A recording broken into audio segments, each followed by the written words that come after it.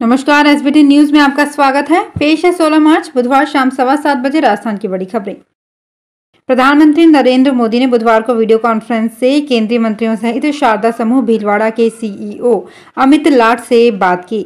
Ukraine रूस युद्ध में फंसे करीब 4000 भारतीय बच्चों को वापस लाने में पोलैंड दूतावास और शारदा समूह के सीईओ एवं ईडोपोलिस chamber of commerce and industries के उपाध्यक्ष अमित लाट का भी सहयोग रहा।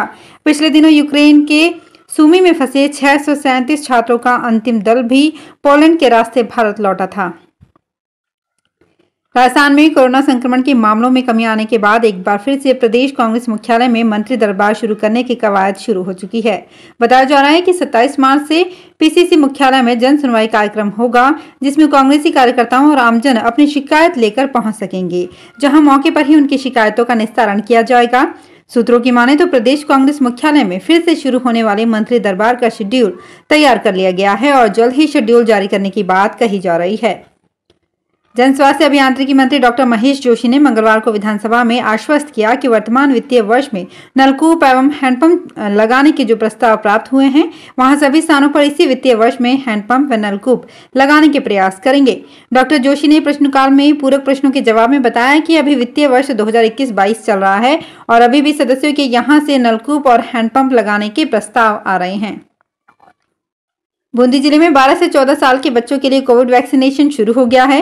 कलेक्टर रेणु जयपाल ने बुधवार सुबह टीकाकरण अभियान का शुभारंभ किया।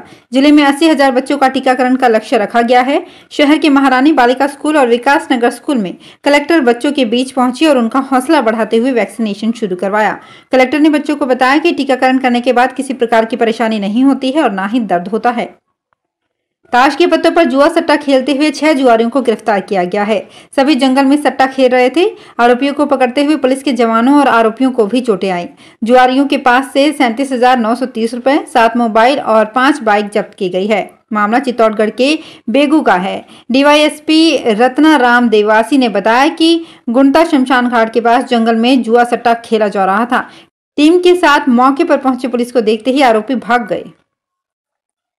राजस्थान में बीजेपी ने विधानसभा चुनाव के लिए अभी से माइक्रो मैनेजमेंट शुरू कर दिया है। बीजेपी पन्ना प्रमुख मॉडल के साथ चुनाव मैदान में उतरेगी। 6 अप्रैल को बीजेपी के स्थापना दिवस पर प्रदेश भर में 52,000 बूथों पर एक साथ पन्ना प्रमुख सम्मेलन किए जाएंगे। बीजेपी प्रदेशाध्यक्ष सतीश पूनिया, नेता प्रतिपक्ष गुलाब चंद कटारिया, उपनेता प्रतिपक्ष राजेंद्र राठौड़ सहित सभी बड़े से लेकर छोटे नेता, सांसद, विधायक और पदाधिकारी भी पन्ना प्रमुख हैं। सवाई माधोपुर के चौथ का बरवाड़ा में अभियान चलाया जा रहा है। सुबह 6 बजे से ही मान सिंह सर्किल से लेकर रेलवे स्टेशन चौराहे सहित अन्य स्थानों पर एसडीएम, सरपंच, ग्राम पंचायत कर्मचारी व सफाई कर्मचारियों ने साफ सफाई की। एसडीएम ने भी झाड़ू लगाकर लोगों को कस्बे में साफ सफाई बनाए रखने का आह्वान किया। बाजार में दुकानदारों को अपनी दुकानों के सामने डस्टबिन रखने और गंदगी नहीं फैलाने के निर्देश दिए गए हैं। डूंगरपुर पुलिस अब लापता और किडनैप हुए बच्चों को खोजकर उनके परिवार के लोगों से मिलाएगी। पुलिस ने इसके लिए ऑपरेशन मिलाप 3 की शुरुआत कर दी है। इस अभियान में लापता 37 बच्चों को खोजने के लिए पुलिस की टीम काम करेगी। इन बच्चों को फोटो लेकर आसपास के थानों के साथ ही उनके जाने की संभावित जगहों, राज्य के पुलिस थानों से भी बातचीत कर खोजने के प्रयास किए जाएंगे। झालावाड़ जिला मुख्यालय पर आज भी पत्थर के बाट और तराजू से सामान तौला जा रहा है। इससे ग्राहकों को 1 किलोग्राम की जगह 900 से 950 ग्राम सामान ही मिल रहा है। बाट माफ विभाग ने 2 साल में न तो कोई कार्रवाई की है और न ही कांटा बाट का सत्यापन किया। इससे लोग धड़ल्ले से पत्थर के बाट काम में ले रहे हैं। सबसे बुरे हालात शहर की सब्जी मंडी के हैं। इस पर कई ग्राहक आपत्ति करते हैं तो फुटकर सब्जी विक्रेता कहते हैं कि सभी इसी से सब्जी ले रहे हैं, तो तुम्हें क्या परेशानी है। आदिवासियों और दलित बच्चों को स्कॉलरशिप में आय सीमा से जुड़ा सप्लीमेंट्री सवाल पूछने की मंजूरी नहीं देने के मुद्दे पर कांग्रेस विधायक रामनारायण मीणा स्पीकर सीपी जोशी से उलझ गए। स्पीकर और रामनारायण मीणा के बीच जमकर बहस हो गई। रामनारायण मीणा का ओबीसी, एमबीसी और गरीब सवर्णों के बच्चों को स्कॉलरशिप देने में तय आय सीमा और उसे खत्म करने पर सवाल लगा था। राजस्थान में दिन ही नहीं अब रातें भी तपने लगी है। कई शहरों में रात का पारा सामान्य से 9 डिग्री ऊपर चला गया है। राज्य में बीती रात बाड़मेर, कोटा, जयपुर समेत 15 शहरों का न्यूनतम तापमान 20 डिग्री सेल्सियस से अधिक रिकॉर्ड किया गया। बाड़मेर में रात सबसे गर्म रही। यहां न्यूनतम तापमान 27.8 डिग्री सेल्सियस रिकॉर्ड हुआ। वहीं मौसम विभाग की ओर से 9 जिलों में 18 मार्च से हीट वेव चलने की चेतावनी जारी की गई है। बताया जा रहा है कि इन दिनों पड़ोसी देश की तरफ से तेज गर्म हवा आ रही है। जयपुर शहर में शराब पीकर वाहन चलाने वाले चालकों की अब खैर नहीं, क्योंकि कोरोना संक्रमण के चलते पिछले 2 साल से बंद पड़े ब्रीथ एनालाइजर के प्रयोग को गृह मंत्रालय के आदेश के बाद एक बार फिर से जयपुर पुलिस शुरू करने जा रही है।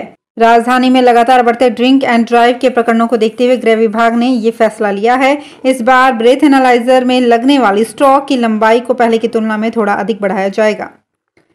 विद्युत विभाग पूरे साल अपनी उदासीनता दिखाता रहता है, लेकिन जैसे मार्च माह आता है तो वो अपनी अगुवाई करने में एक्टिव मोड पर आ जाता है। इसके चलते विभाग किसी भी आम आदमी के 5,000 से अधिक रुपए का बिल होता है तो उसके घर, दुकान, ऑफिस या उद्योग धंधों पर तुरंत कार्यवाही करते हुए कनेक्शन काटकर उगवाई करने की कार्यवाही करता है। लेकिन कोटपुतली में अलग ही बात देखने को मिल रही है। यहाँ हजारों, लाखों में नहीं बल्कि करोड़ों के रुपए के बिजली के बिल सरकारी कार्यालयों पर बकाया हैं। इसके बाद भी विभाग किसी प्रकार से कठोर कार्यवाही नहीं कर रहा है। पंजाब में कांग्रेस को बेदखल करके पूर्ण बहुमत के साथ सत्ता काबिज हुई आम आदमी पार्टी की नजर अब गुजरात और राजस्थान पर है। गुजरात में जहां इसी साल नवंबर में विधानसभा के चुनाव होने हैं, तो वहीं राजस्थान में साल 2023 के नवंबर माह में चुनाव होने हैं। दोनों ही राज्यों में आम आदमी पार्टी ने मजबूती से विधानसभा चुनाव में उतरने के संकेत दिए हैं। आम आदमी पार्टी के बढ़ते प्रभाव ने राजस्थान कांग्रेस के नेताओं की टेंशन बढ़ा दी है। कोरोना काल में पूर्णतः बंद रहे पिचकारियों के कारोबार को अब इसी होली के सीजन में अच्छे बिक्री की उम्मीद है। व्यापारियों का कहना है कि इस बार शुरुआती समय में पिचकारियों और कलर व गुलाल इत्यादि की डिमांड को देखते हुए इस बार अच्छी ग्राहकी की उम्मीद है। इन दिनों स्थायी दुकानों के साथ ही करीब 35 से 40 ऐसे नए काउंटर लग गए हैं जहां पिचकारियां और पिचकारियों से जुड़े खिलौने इत्यादि बिक्री किए जा रहे हैं। तो फिलहाल इस बुलेटिन में इतना ही। फिर हाजिर होंगे कुछ और बड़ी खबरों के साथ। एसबीटी न्यूज के और भी वीडियोस को देखने के लिए हमारे चैनल को सब्सक्राइब करें और नोटिफिकेशन पाने के लिए बेल आइकन को प्रेस करें।